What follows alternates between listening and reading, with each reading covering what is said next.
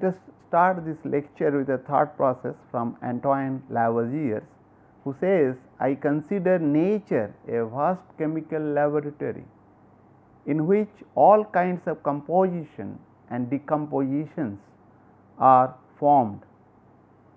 Vegetation is the basic instrument the Creator uses to set all of our nature in motion." This is a very profound statement, and which is commensurate with Indian thoughts, the way they consider. And then it is important that we need to understand that and use it for the benefits of humanity. And in the last lecture, we basically discussed about how to handle the various chemical reactions and calculate heat of formation, heat of combustions, and heat of reactions. Of course, heat of reactions can be estimated by knowing the heat of formation, and heat of formation you can also calculate from the bond energy, right, and you can also estimate. So, today we will be discussing about how to determine the adiabatic temperature, and adiabatic temperature is very important because that will give you the ideal temperature whenever a combustion is taking place. So, the final temperature attained by a combustor under adiabatic condition is known as adiabatic temperature. We will consider same things, same system, that is a combustion chamber, and into which 1 mole of methane is entering, and along with 2 moles of oxygen it is reacting over in this control volume, and going to the product, that is carbon dioxide and water. We are assuming here the product is only the carbon dioxide and water. In real situation it need not to be, and here we are assuming it is an adiabatic. That means that no heat is transferred through the wall of this control volume, and the mixture is entering at 25 degrees Celsius and 0.1 megapascal. In this example, it need not be, it can be higher temperature, it can be higher pressure as well, and we will have to find out what will be the final temperature if no heat being transferred from the system boundary or through the system boundary, and that we need to find out. And for that we will have to basically invoke the first law of thermodynamics, considering the process to be steady process, and other one is a change in kinetic energy is 0, change in potential energy is 0, and then shaft work is not there, right, and it is adiabatic. So, considering these assumptions, we can invoke the first law of thermodynamics, which states that H P is equal to H R, that means total enthalpy of the reactant at, of course, the inlet temperature and pressure is same as that of the total enthalpy of the product. So, that is the thing, because from these equations we can get delta H P. H will be equal to 0, that means H P is equal to H R, that you will get by invoking first law of thermodynamics for a control volume. And what is H R? H R is equal to summation of N I H I, and keep in mind this H I is enthalpy is having two components. One is, this is your heat of formation of ith species, and this portion is basically sensible enthalpy, and this is Cp dt. Keep in mind that Cp of IS species is a function of temperature. And similarly, Hp is equal to NiHi when I is equal to P, that means 1 to the product, and this is having both heat of formation and the heat of sensible enthalpy components. And of course, we will use this thing in the this equation Hp is equal to Hr, and then we will find out basically adiabatic temperature.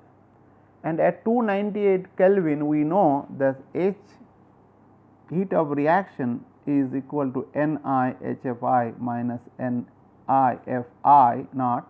This is for the reactant, and this is for the product. This is for product, this is for reactant.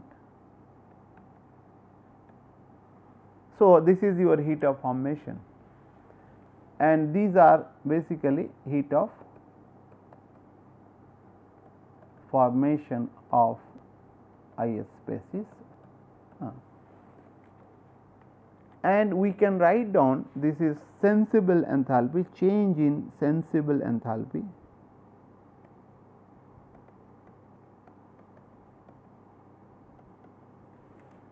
is nothing but your, for the product, Ni Cpi, this is unburnt temperature,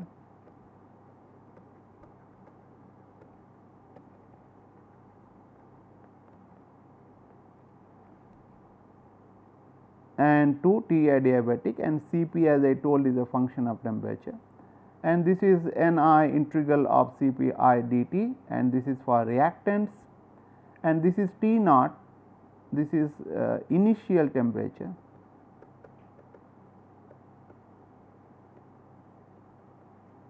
to unburnt temperature.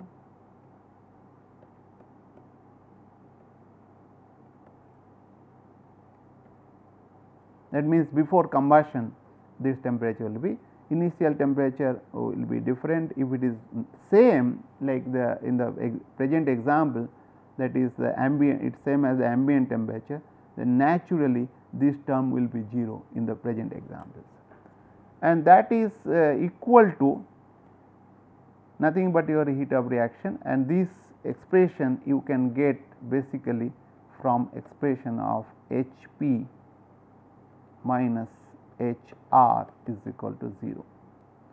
From this you can get this expression. This expression you can get here. And keep in mind that the Cp is a function of temperature, it can be polynomials, and A, B, C, these are coefficients, these are coefficients you can get from table, and these coefficients will be different for different species, and this goes on like maybe 5 coefficient polynomials or more even people are using. Now, keep in mind that Cp is varies with temperature. I have just shown you, this is a argon, helium, this is a monomolecules, this is a bimolecular, and this is a triatomic, this is a monoatomic molecule.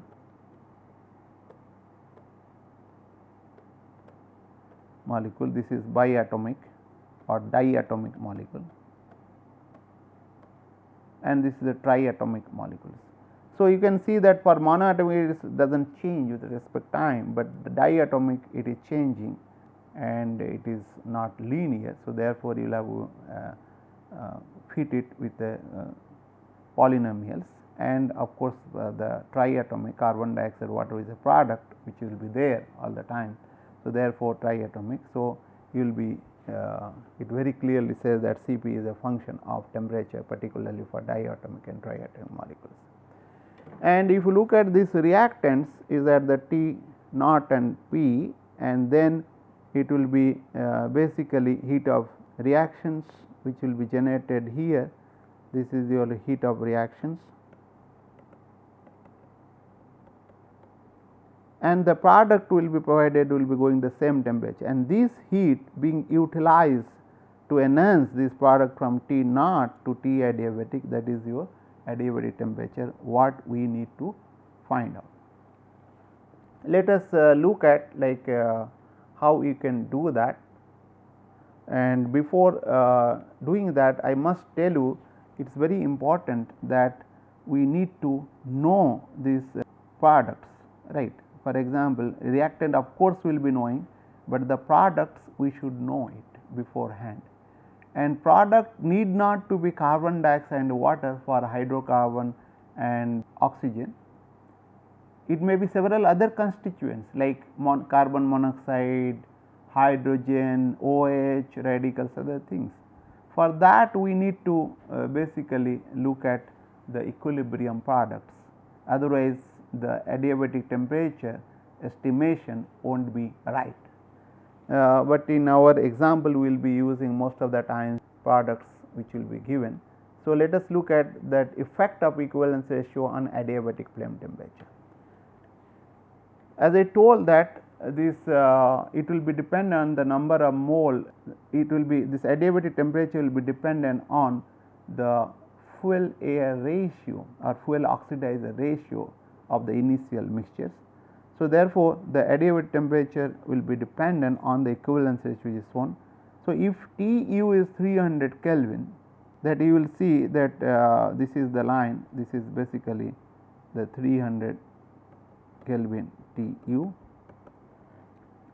and at equivalence ratio equal to 1 you will get a peak temperature. This is the peak temperature what you will be getting, around something maybe 2200 Kelvin, and this is your lean side, lean mixture, fuel lean, and this is your rich side mixture, and temperature drops down with the lean mixtures, and the temperature also drops down with the rich mixture, but the along the lean fuel lean side the drop down is much higher, rather in other words it is having a higher slope.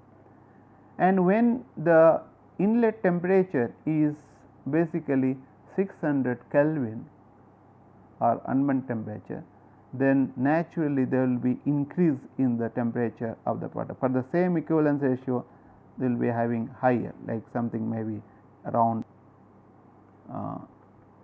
2350 Kelvin.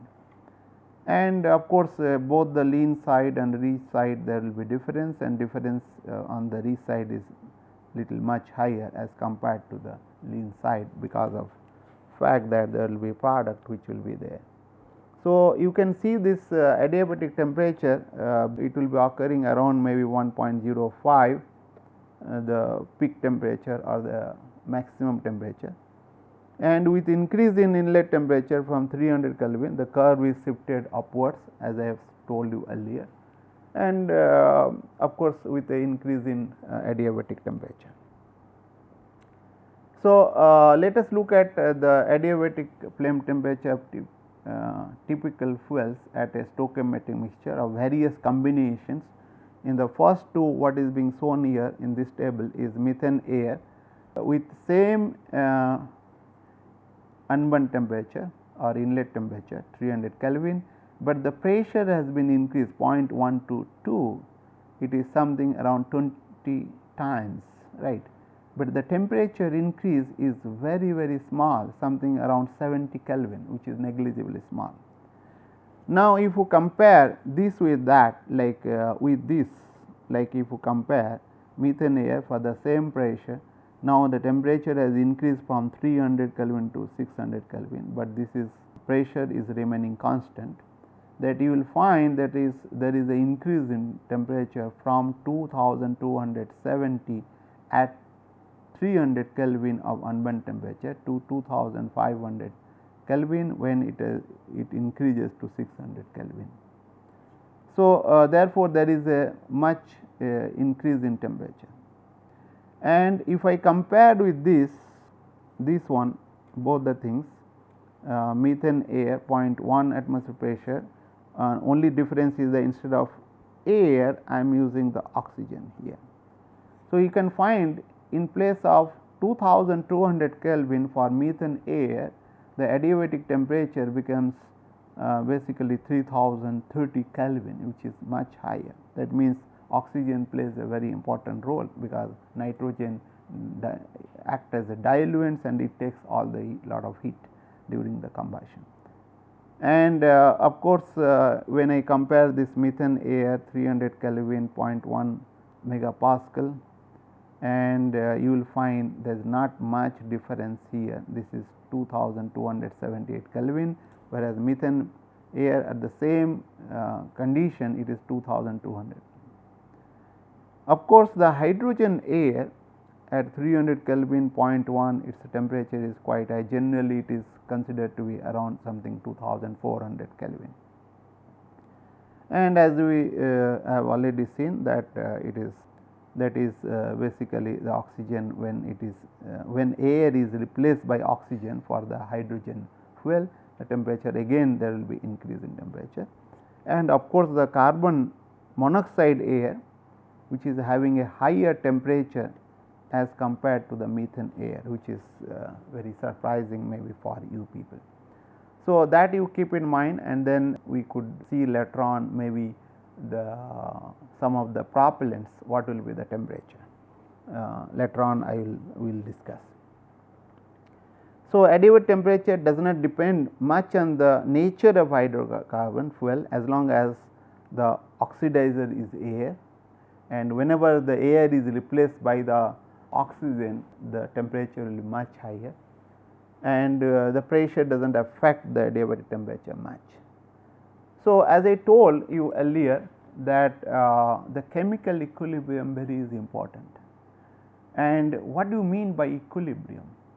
Basically, if there is a mixture in a container, it will remain in the same condition unless otherwise you change the pressure or the temperature.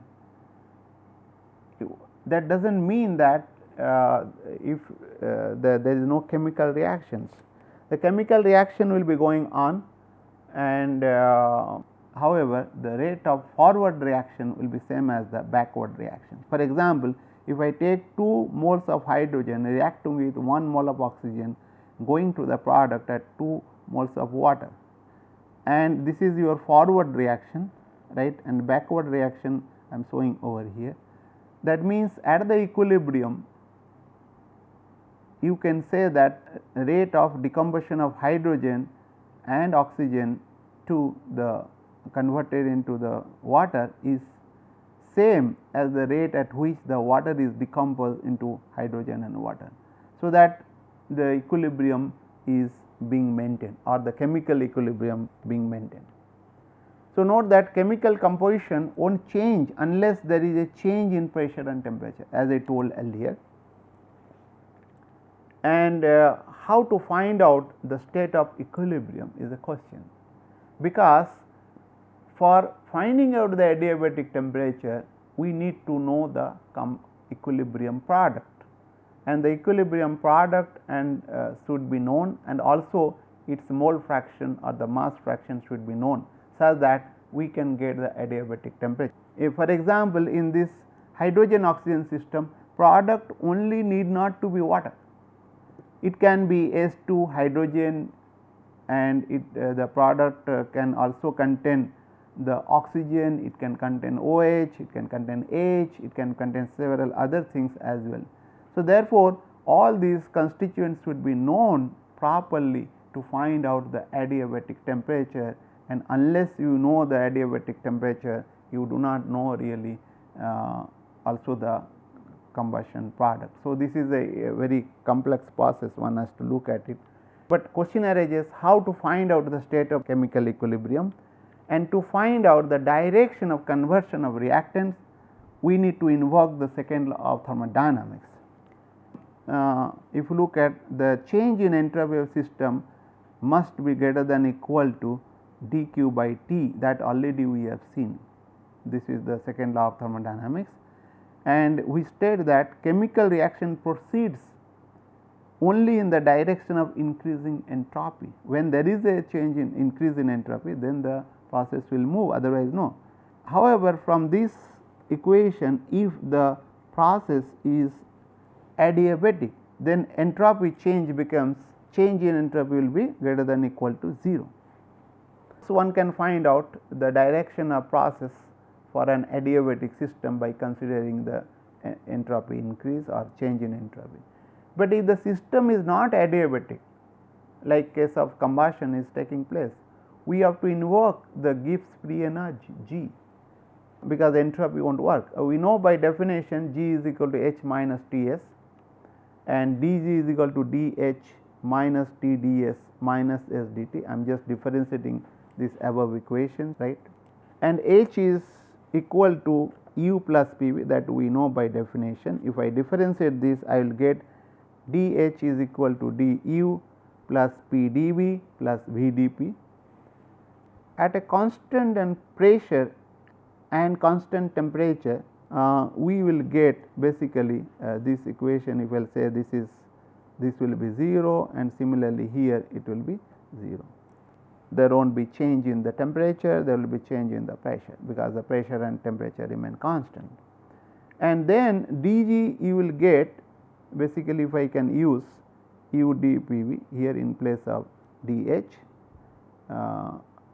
that is this portion I can put it here, and then I will get dG is equal to du plus PdV minus ds. And we know from first law of thermodynamics, that is dq is equal to du plus PdV, and we can use that thing in here, that is basically du plus PdV. In place of this I can use basically dq. So, then I will get dz is equal to dq minus Tds. And keep in mind that as to the second law of thermodynamics, we know that Tds greater than equal to dq, because we know from here, right, and dq minus Tds is less than equal to 0. So, then we can say that dz is equal to dq minus Tds is less than equal to 0. What is the meaning of that? That is says that change in the Gibbs free energy at a particular temperature, pressure, and for certain number of moles will be less than equal to 0 for the process to occur, right. It should be less. So, therefore, the reaction will attain its chemical equilibrium only when Gibbs function attains the minimum value, that is change in the Gibbs free energy is equal to 0. So, if you look at this is basically, if I put this G over here and find out, like this will be something 100% reactant, and this I can say 100% product, and that will say the extent of the conversion. This says the extent of conversion. So, then it is possible, like in a Gibbs free energy will be changing, that means this is the minimum point, and that is the basically equilibrium composition or equilibrium component, and this point is dz is equal to 0, and this is dz is less than 0, and this is dz is greater than 0. So, this is the equilibrium composition what I will be getting. That means certain amount of reactant, certain amount of product. You can see from here the more amount of products will be at this point, and that we need to find it out. Let us now find out a procedure how to determine the equilibrium composition. As I told earlier that it is very important to know the temperature for finding out equilibrium, and to for finding out the temperature we must also know the equilibrium composition. For that we will have to follow this procedure what I have enumerated here. First step is to identify the probable equilibrium species.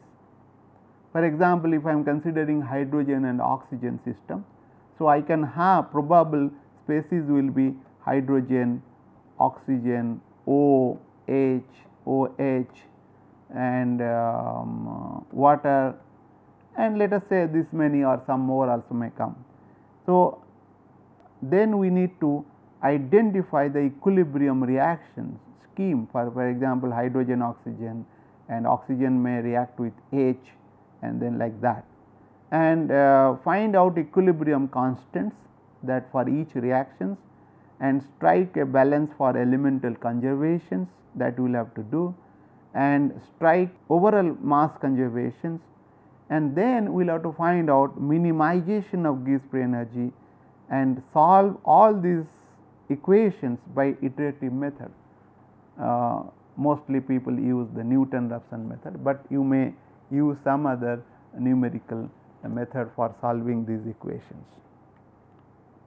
So, for an ideal gas mixture, Gibbs function of Is species is given by GIT is equal to GIT at 0. This is basically the Gibbs free energy at the standard state plus RUT ln Pi by P naught, and Pi is the partial pressure of Is species, and P naught is the standard pressure.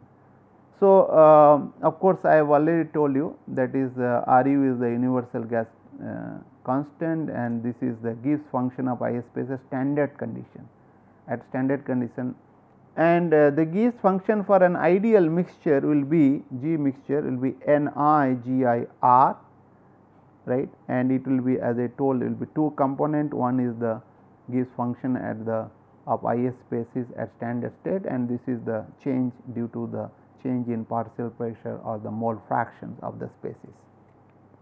And at equilibrium, the dg will be equal to 0. That means, if I differentiate this equation, right, this equation, if I say this is 1 and this is 2 equation, then I will find out is nothing but dNi, that is change in the number of moles of species into the GIT naught and these terms that gives energy of them, and is plus the summation of Ni change in this energy, this gives function, and that will be, but you will find out that this change, because this is a constant. So, therefore, dgi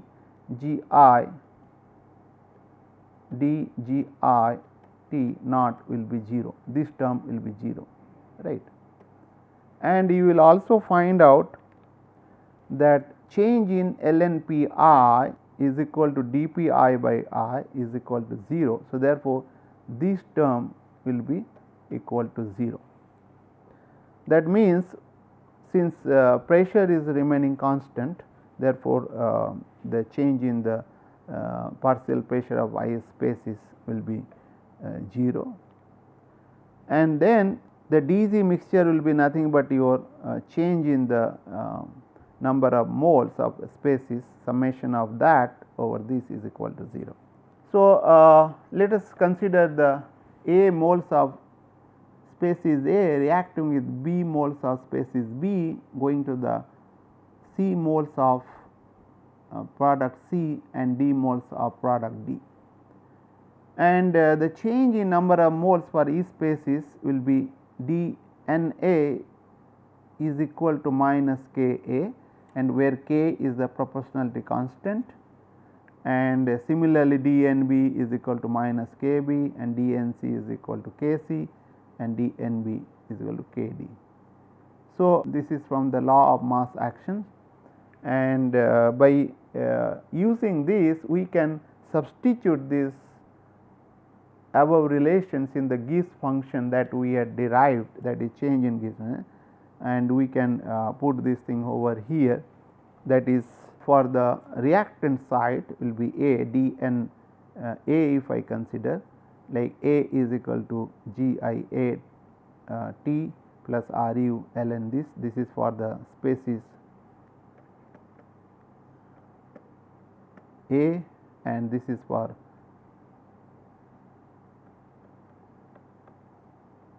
species B, and this is for the species C and then D. Now, what we will do, we will together put this Gibbs function at the standard state for all the spaces together, and that is C G C T minus D G T, this thing, and this is nothing but your change in the total Gibbs free energy at the standard state is equal to, if I consider this thing into the right hand side, that is RUT ln PC by P naught into PD by P naught divided by PA by P naught, PB by P naught. Keep in mind that these are all partial pressure of the species of the product side and the species of the reactant side. If I consider this as a constant, if you look at this as a constant Kp, because this is the equilibrium constant based on the partial pressure, then I can write down delta Z T naught is equal to minus RU L T ln Kp, right. This is a very important expression you should keep in mind, and of course I can say that Kp is equal to e power to the ln T is nothing but your this portion, right, I have already told.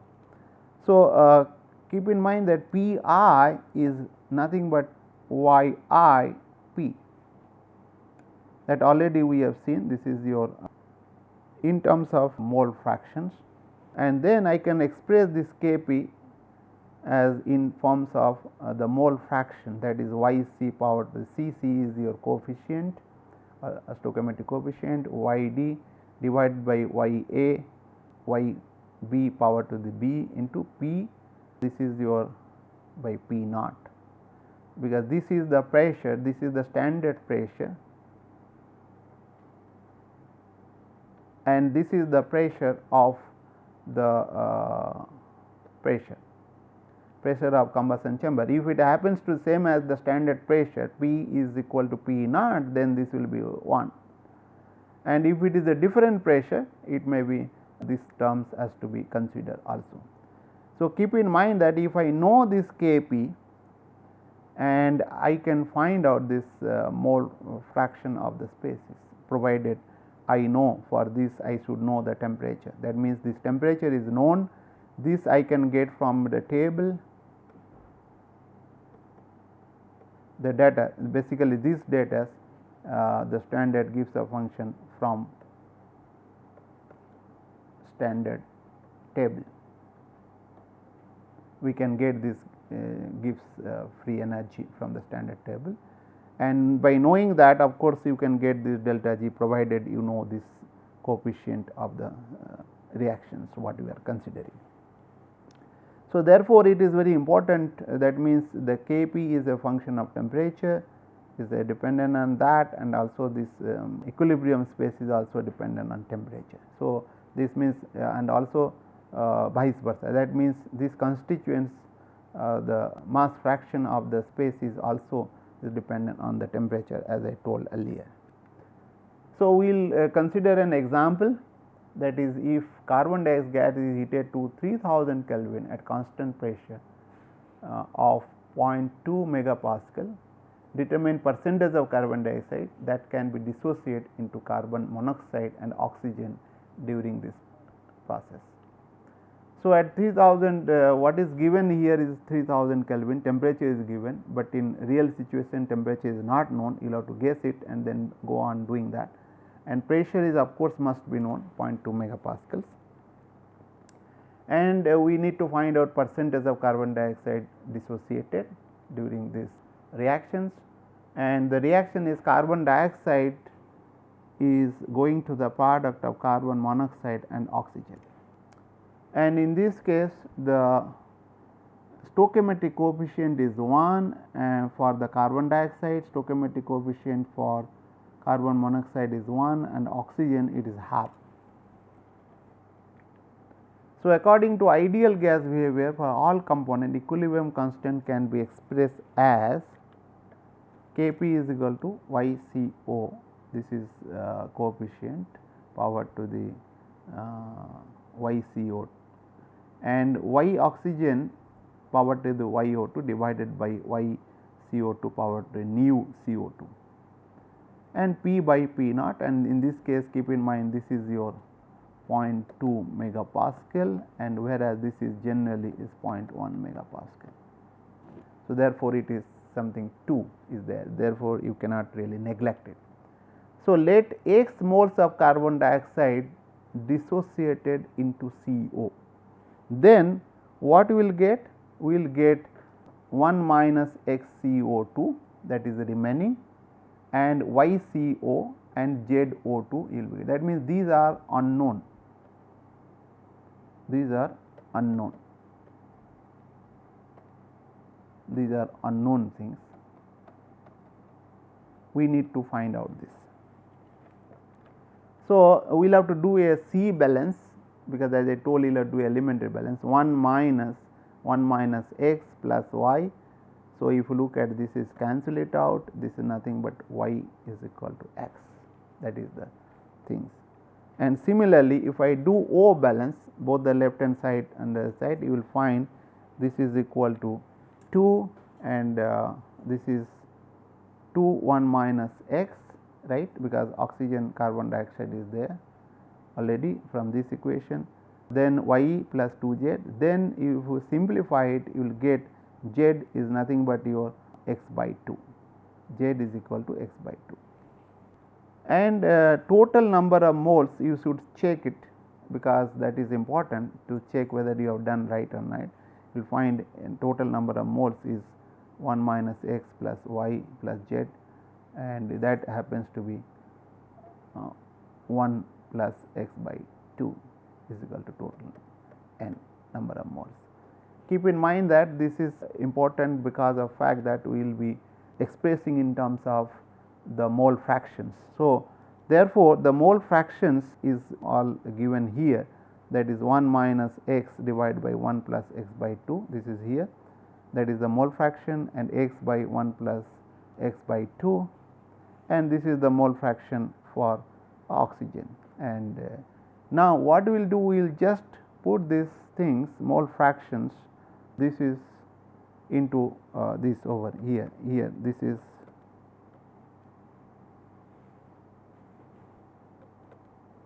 this is basically YCO2 and this is YCO and this is YO2.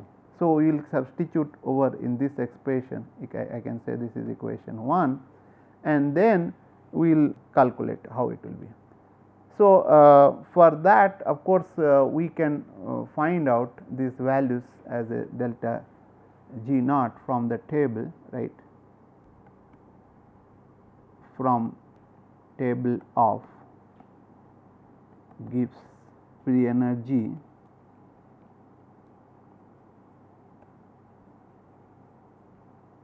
at standard state,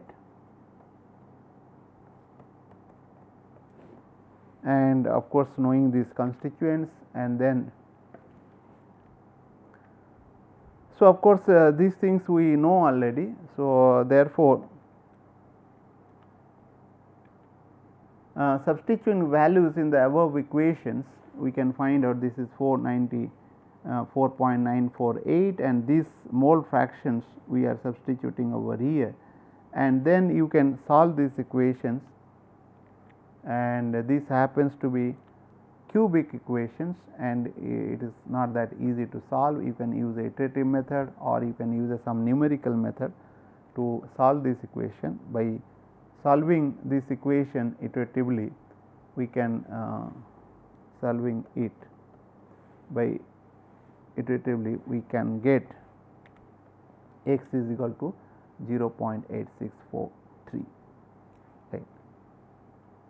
That means the percentage of carbon dioxide dissociated into CO is 8.643, and the rest of the things you can calculate very easily by just if I know these x values, and then I can find out what will be oxygen and what will be the carbon monoxide, all those things you can calculate easily. And that is the things what I am leaving for you to calculate and find out that sum should be equal to 100% or right. So, you will have to keep in mind, or equal to 1 when you are considering the mole fractions or the. Okay. So, thank you very much.